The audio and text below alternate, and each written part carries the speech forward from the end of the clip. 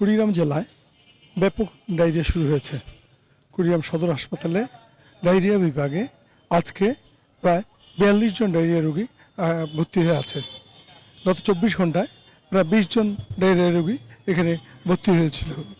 আসলে এই যে ডায়রিয়া কেন বাড়ছে? প্রতিনিয়তই কুড়িগ্রাম সদর হাসপাতালে এই ডায়রিয়া থাকে। ডাক্তাররা বলছে যে খাদ্যাভ্যাসের জন্যই এই ডায়রিয়া আক্রান্ত হচ্ছে এই অঞ্চলের মানুষ, বিশেষ করে বয়স্ক মানুষদের এমনি রোগ প্রতিরোধ ক্ষমতা কম। এই সময় প্রচণ্ড গরম হওয়ার কারণে মানুষজন যেখানে সেখানে পানি পান করে এবং এই পানির কারণেই অনেকটা ডায়রিয়া ছড়াচ্ছে ব্যাপক হারে। পাশাপাশি এই খাবার এই সময় একটুতেই নষ্ট হয়ে যায়। এই পচাবাসি খাবার খাওয়ার কারণেই ডায়রিয়া হচ্ছে। অন্যদিকে শিশুরা প্রতিনিয়তই ডায়রিয়া হচ্ছে। কুড়িগ্রাম সদর হাসপাতালে ডাক্তার আলামিন আমাকে জানিয়েছেন যে এই শিশুরা প্রতিনিয়তই বিস্কিট, কেক সহ এই জাতীয় জিনিস খাচ্ছে এবং এই যে বিস্কিট এবং কেক খাচ্ছে এগুলো আসলে নিম্নমানের। যত্রতত্র এইসব ফ্যাক্টরি তৈরি হচ্ছে বিস্কিট এবং কেকের। নিম্নমানের ফ্যাক্টরি বিস্কিট কেক খেয়ে বাচ্চারা ডায়রিয়া আক্রান্ত হচ্ছে।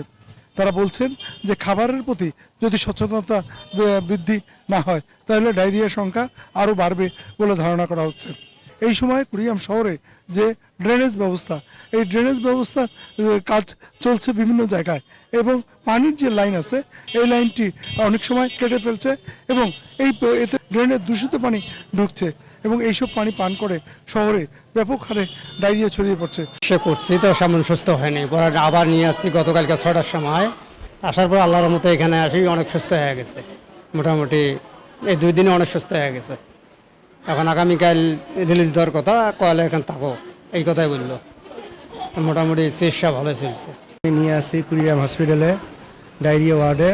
এখানে গত শুক্রবার দিয়ে অ্যাডমিশন হয়েছি। এখানে বেড সংখ্যা অনেক কম, একটা বেডে মনে হয় 2-3 জন করে বাচ্চা। মানে আরও আমার রুগী আরও 2-1 দিন যাবে অসুস্থ হইতে। তা আমরা এইভাবে থাকলে তো আরও অসুস্থ হয়ে যাবে বাচ্চা। আমরা চাই যে এখানে আরও বেড সংখ্যা বাড়ার দরকার, যাতে ভবিষ্যতে আরও বাচ্চারা আর অসুস্থ না হয় বেশি। শুধু হাসপাতালের পরিসংখ্যানই 42 জন, অথচ বহির্বিভাগ সহ বিভিন্ন জায়গায় জেলার প্রায় শতাধিক মানুষ ডায়রিয়া আক্রান্ত হচ্ছে।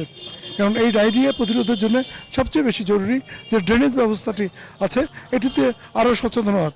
পৌর কর্তৃপক্ষ তাদের দীর্ঘদিনের যে পানির যে লাইন, এই লাইনটি যদি সংস্কার না করে অথবা ড্রেনের কাজের সময় যদি লাইন কেটে সেটি যদি দ্রুত মেরামত না করে তাহলে আরও ভয়াবহ একটি অবস্থার সৃষ্টি হবে।